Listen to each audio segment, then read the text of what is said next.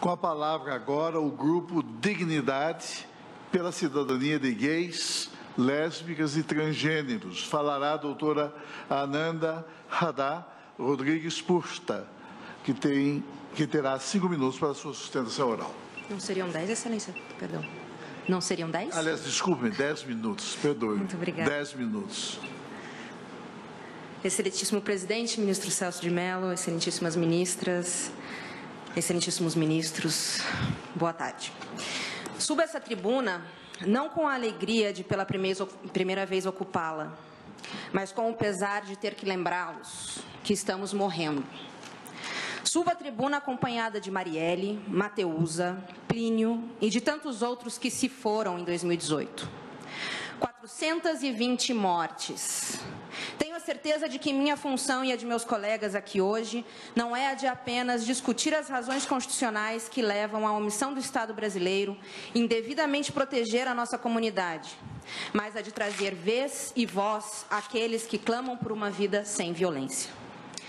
Os casos decorrentes de LGBTI-fobia são subnotificados, não somente porque não há tipificação penal que possibilite esse levantamento, mas também porque o Estado brasileiro não demonstrou interesse, até o momento, em deixar de ser o país que mais mata LGBTIs no mundo. Temos, enquanto sociedade civil, que nos desdobrar para poder contabilizar cada vida que se vai. Aí está o trabalho do Grupo Gay da Bahia, da ANTRA, da Rede Trans, do dossiê do lesbocídio e de tantos outros que fazem esse trabalho arduamente. Vale lembrar que o estupro corretivo, crime sofrido recorrentemente por mulheres lésbicas e bissexuais e muitas vezes por homens trans, só passou a figurar no Código Penal brasileiro a partir de 24 de setembro de 2018, pela Lei 13.718, legislação essa sancionada pelo ministro Dias Toffoli, quando exercia a função de presidente da República. Não é à toa que estamos aqui, clamando mais uma vez ao STF por igualdade de direitos. Nós, LGBTIs, sempre fomos tratados pelo Congresso Nacional como cidadãs e cidadãos de segunda categoria.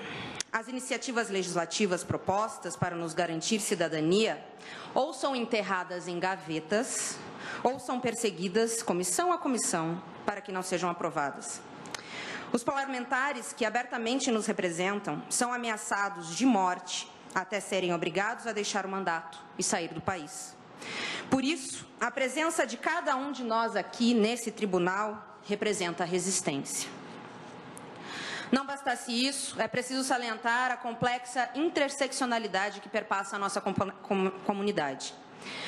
A violência que sofre uma lésbica branca de classe média é completamente diferente da violência sofrida pela travesti preta e pobre. A população de travestis e transexuais está na linha de frente das mortes diárias decorrentes da LGBTI-fobia. Nossa pluralidade e diversidade agrega valor e criatividade também no setor privado, que reconhece a potencialidade da comunidade LGBTI. No ano de 2018, o Grupo Dignidade e a Aliança Nacional LGBTI, em parceria com a ONG estadunidense Out and Equal, trabalharam para que 35 empresas e organizações da sociedade civil assinassem a Carta de Apoio à Diversidade e ao Respeito à Inclusão de Pessoas LGBTI nos locais de trabalho no Brasil. Pela primeira vez na história, empresas se engajaram em uma iniciativa de defesa de direitos, endereçada aos presidenciáveis para que esses reconhecessem a importância da diversidade e inclusão no local de trabalho, porque é a coisa certa a se fazer, porque é bom para os negócios e porque é bom para o Brasil.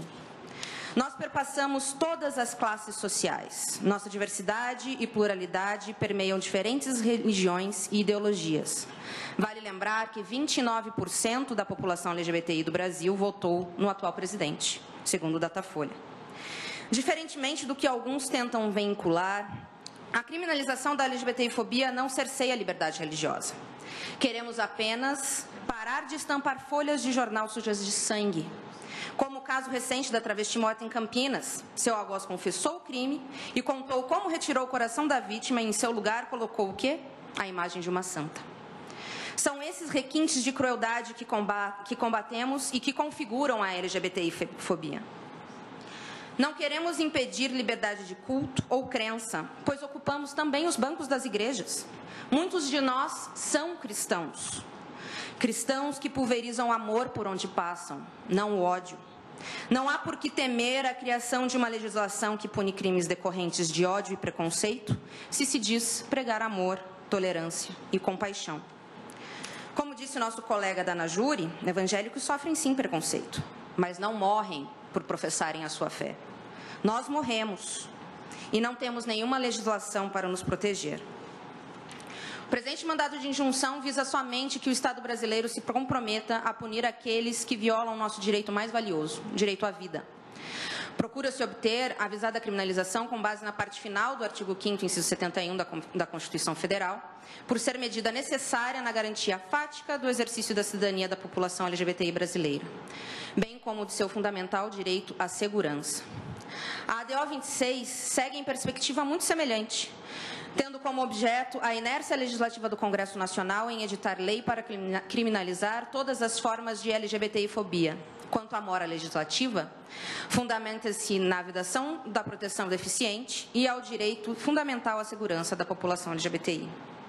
Não se pode deixar de considerar a clara inconvencionalidade nessa omissão legislativa, já que o Brasil também é signatário da Convenção Americana sobre Direitos Humanos, a qual traz em seu artigo 1.1 a obrigação de se respeitar direitos e, em seu artigo 2, o dever de se adotar disposições de direito interno.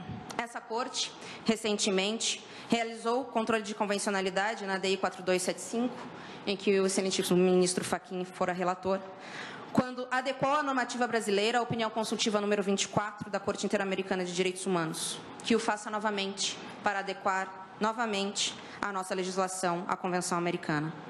Não bastasse isso, essa Corte já considerou, quando do julgamento do caso Elvanger, que racismo configura toda a ideologia e que pregue a superioridade ou inferioridade de um grupo relativo a outro. Cumpre salientar, como bem falado pelo meu colega representante do Grupo Gay da Bahia, que nós precisamos lembrar que a comunidade judaica, assim como a comunidade judaica, gays e lésbicas também foram encaminhados a campos de concentração nazistas, portando um triângulo rosa e preto, os quais marcavam o pertencimento a uma dita raça inferior de orientação sexual diversa à heterossexual.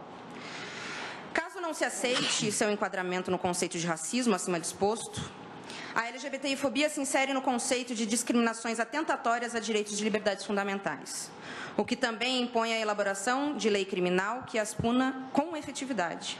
Ainda, tendo em vista o direito de isonomia e, portanto, o direito à igual proteção penal, a LGBTI-fobia deve ser punida com o mesmo rigor aplicado à lei de racismo. Ao ficar inerte, portanto, o Estado brasileiro se torna também algoz de suas cidadãs e cidadãos mortos todos os dias em decorrência do preconceito e da LGBTI-fobia. Nesse sentido, requer-se a procedência de ambas as demandas para que essa Corte Constitucional, em seu caráter contramajoritário, estipule prazo para a criação de uma legislação que proteja a vida, a liberdade e a integridade pessoal da população LGBTI. E ainda, que interprete a Lei 7.716, de 89, a Lei de Racismo, de forma a abranger atos discriminatórios motivados por orientação sexual e identidade de gênero, ou seja, contra a comunidade LGBTI.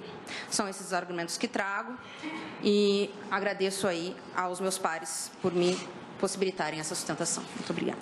Obrigado, Vossa Excelência.